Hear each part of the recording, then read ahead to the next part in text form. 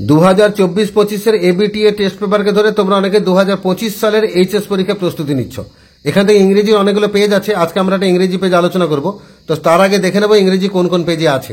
ইংরেজির পেজ নাম্বারগুলো এখানে দেওয়া আছে। আজকে আমরা আলোচনা করব পেজ নাম্বার 75 75।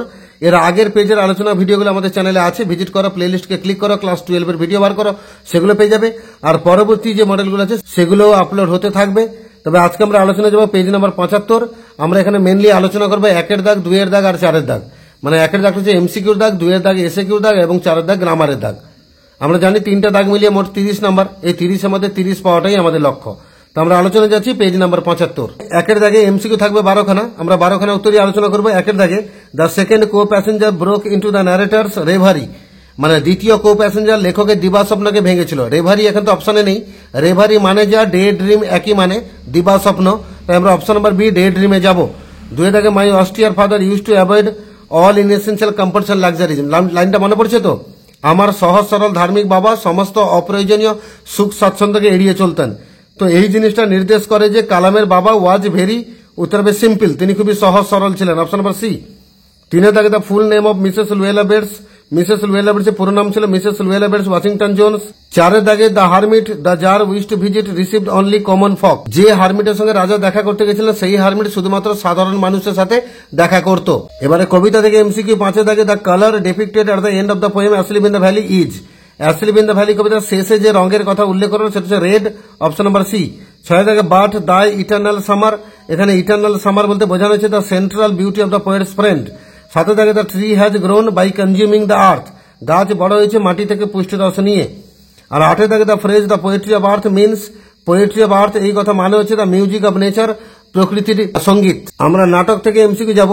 নাটালিয়া 9-এর দাগে Natalia complains that Lomov behaves as if they were gypsies. Natalia বলছিল লোমব নাকি এরকম আচরণ করছে যেন নাটালিয়ারা হচ্ছে যাযাবর। আর 10-এর দাগে Natalia met Lomov in her negligee. Natalia negligee বা নাইটি পরে লোমবের সাথে দেখা করতে এসেছিল। 11-এর দাগে লোমব ইনহেরিটেড ইজ প্রপার্টি ফ্রম। লোমব তার সম্পত্তি পেয়েছে কার কাছ থেকে? তার মৃত কাকিমা এবং তার স্বামীর কাছ থেকে, late aunt and her husband. Option number D. আর 12-এর দাগে who according to Chubukov is a guzzling gambler. চুবুকভের কথা অনুযায়ী মস্ত বড় জুয়ারি কে? উত্তর হচ্ছে লোমবের বাবা, লোমব father. Option number C.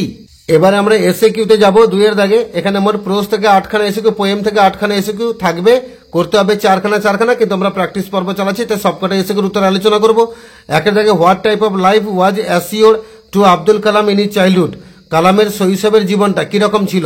Kalam had a very secure childhood both materially and emotionally. কালামের ছিল একটা নিরাপদ শৈশব বস্তুগত দিক থেকে এবং আবেগ ভালোবাসার দিক থেকে। 2-এর দাগে according to APJ Abdul Kalam how can an individual feel free and happy with complete peace of mind. পরিষ্কার মনের শান্তি নিয়ে কোনো একজন মানুষ স্বাধীন এবং সুখী অনুভব করতে পারে কখন? এপিজে আব্দুল কালামের মতে one can feel free, happy and peaceful if he savours his emotional and physical bond. কোন একজন ব্যক্তি নিজেকে স্বাধীন মনে করতে পারে, সুখী মনে করতে পারে এবং শান্তিপূর্ণ মনে করতে পারে যদি সে আবেগের বন্ধন এবং ফিজিক্যাল বন্ধন এই দুটোকে ত্যাগ করতে পারে। 3-এর দাগে at what compliment from the narrator did the girl love. লেখকের কাছ থেকে কি কমপ্লিমেন্ট শুনে বা কি প্রশংসা সূচক কথাটা শুনে মেয়েটা হেসেছিল? তাহলে সেক্ষেত্রে কমপ্লিমেন্টটা ছিল মানে the compliment was you have an interesting face. আপনার মুখটা খুব আকর্ষণীয়, এই কথাটা ইনভার্টেড কমার মধ্যে রাখবে। 4-এর দাগে why might have the voice of the narrator startled his first co passenger. লেখকের গলার আওয়াজ তার প্রথম সহযাত্রীকে চমকে দিয়েছিল কেন? Perhaps the narrator was sitting in a dark corner and so his voice might have startled her. সম্ভবত লেখক কোন একটা অন্ধকার কর্নারে বসেছিলেন তাই তার গলার আওয়াজটা মেয়েটাকে চমকে দিয়েছিল। 5-এর দাগে what was the second question that the tsar thought of. দ্বিতীয় প্রশ্ন রাজা কি ভেবেছিলেন? Who is the most important person to listen to? This was the second question of the tsar. কোন ব্যক্তি সবচেয়ে গুরুত্বপূর্ণ, কার কথা শুনতে হবে? আর এটাই ছিল রাজার দ্বিতীয় প্রশ্ন। 6-এর দাগে what did the tsar see when he reach the hermit's hut. রাজা যখন সেই সাধুর কুটিরে পৌঁছালেন কি দেখলেন? When he reached he saw that the hermit was digging the ground in front of his hut. যখন তিনি পৌঁছালেন তিনি দেখলেন হারমিট মাটি খুঁড়ছে তার কুঁড়ে ঘরের সামনে। 7-এর দাগে what did Mrs Bates ask Roger to do after she caught him. Mrs Jones রজারকে ধরলেন, ধরার পরে তিনি তাকে কি করতে বললেন? Mrs Bates caught Roger and ordered him to pick up her pocket book and give it to her. Mrs Bates রজারকে ধরলেন এবং তাকে আদেশ দিলেন তার যে পকেট বুকটা নিচে পড়ে গেছে ওটাকে তুলতে এবং তার হাতে তুলে দিতে। 8 দাগে what were the parting words of Mrs Luella Bates to Roger. Mrs Luella বেটসের শেষ কথা রজারের উদ্দেশ্যে কি ছিল? Good night, behave yourself. These were the parting words of Mrs Jones. মিসেস জোন্সের শেষ কথাগুলো ছিল গুড নাইট, বিহেভ ইয়োরসেলফ। এবারে পোয়েম থেকে এসে কিউ 9 দাগে what is the step that causes a lot of pain to a tree. একটা গাছের পক্ষে মারাত্মক যন্ত্রণা সৃষ্টি করে কোন স্টেপটা? উত্তর হচ্ছে the step of hacking and chopping causes a lot of pain to a tree. এই হ্যাকিং আর চপিং এর যে কাজ সেটা গাছের ক্ষেত্রে মারাত্মক যন্ত্রণার সৃষ্টি করে। 10 দাগে what are the final agents of nature that facilitate the killing of a tree. প্রকৃতির সেই দুটো উপাদান কি কি যেগুলো গাছের হত্যাকাণ্ডকে ত্বরান্বিত করে? উত্তর হচ্ছে সূর্য এবং বাতাস। The sun and the air the final agents of nature that facilitate the killing of a tree. 11 দাগে where does the soldier sleep in the poem asleep in the valley.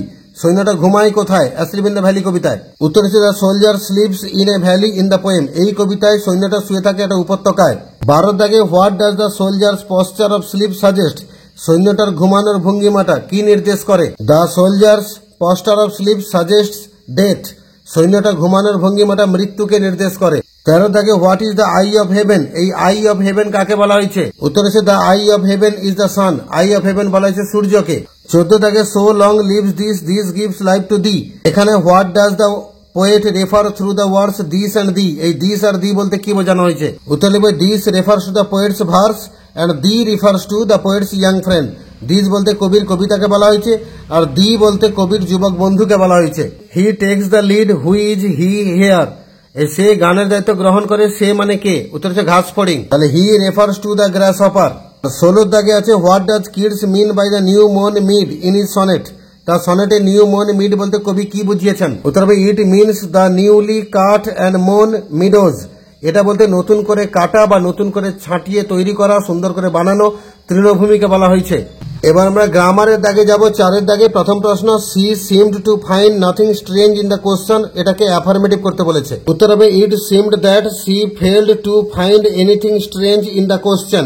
2 এর দাগে আছে my austere father use to avoid all inessential comforts and luxuries. এটাকে exclamatory করতে বলেছে। উত্তর হবে how austere my father was to avoid all inessential comforts and luxuries. লাস্টে exclamation sign দেবে। 3 এর দাগে but she bent down enough to permit him to stoop and pick up her purse. এটা কমপ্লেক্স করতে বলেছে। She bent down enough to permit him to stoop so that he could pick up her purse. 4 দাগে when he had dug 2 beds the tsar stopped and repeated his questions. Simple sentence করতে বলেছে। After digging 2 beds the tsar stopped to repeat his questions. 5টা বলছে those hunters argue most who know the least. এটাকে degree of comparison মানে degree change করতে বলেছে। তাহলে those hunters argue most who know less than others. 6 এর দাগে first you pretend that the meadows are yours. এটাকে নাউন ফর্ম করতে বলেছে প্রিটেন্ড কে। উত্তর হবে first you make pretension that the meadows are yours. 4 এর বি দাগে আর্টিকেল প্রিপোজিশন 6খানা শূন্যস্থান থাকবে। আমি উত্তর সহ বাক্যগুলো পড়ছি, মন দিয়ে শোনো। Having taken leave of the wounded man. তাহলে অফ হবে, দা হবে। Wounded man. The tsar went out into, এখানে দুটো শূন্যস্থান হবে, out into the park and looked around for the hermit. Before going away he wished once more to beg an answer to the questions he had put. The hermit was outside on his knees sowing seeds in the beds that had been dug the day before. তাহলে শূন্যস্থান হলো 1, 2, এখানে দুটো হবে কিন্তু। তাহলে 2, 2, 4, 5, 6, 7। তাহলে এখানে ভুল বসাতে 7টা কোশ্চেন দিয়েছে। এখানে কিন্তু একটা ড্যাশ দেওয়া আছে, কিন্তু এখানে দুটো উত্তর বসবে। তো এখানে দুটো উত্তর বসিয়ে দিয়ে তাহলে আমরা 7টা উত্তর কি কি হলো শুনে নেব। তাহলে 7টা উত্তর হলো of, the, out, into, for, on, in. বাকি জানো 4 এর বি দাগে কমন এরর, একটা শব্দ ভুল থাকবে, পাল্টে ঠিক করতে হবে।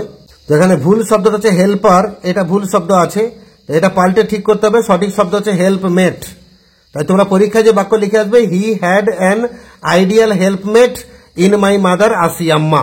তো এইভাবে 75 পেজে যে ইংরেজিটা ছিল তার আমরা 1 এর দাগ, 2 এর দাগ, 4 এর দাগ অর্থাৎ এমসিকিউ, এসএকিউ এবং গ্রামার আলোচনা করলাম। এরকম আলোচনাগুলোই তোমাদের প্রস্তুতিকে মজবুত করবে, তোমাদেরকে 30-এর মধ্যে 30 নাম্বার পেতে স্কোর করবে। আর 30 নাম্বারের মধ্যে 30 স্কোর করে দিলে তোমাদের যার যার টার্গেট আছে, কারো 70, কারো 80, কারো 90, কারো 95, এই টার্গেটে পৌঁছতে তোমাদের সুবিধা হবে। এর পরবর্তী যতগুলো মডেল আছে সবকটা মডেলের ভিডিওই আমার চ্যানেলে আপলোড হবে।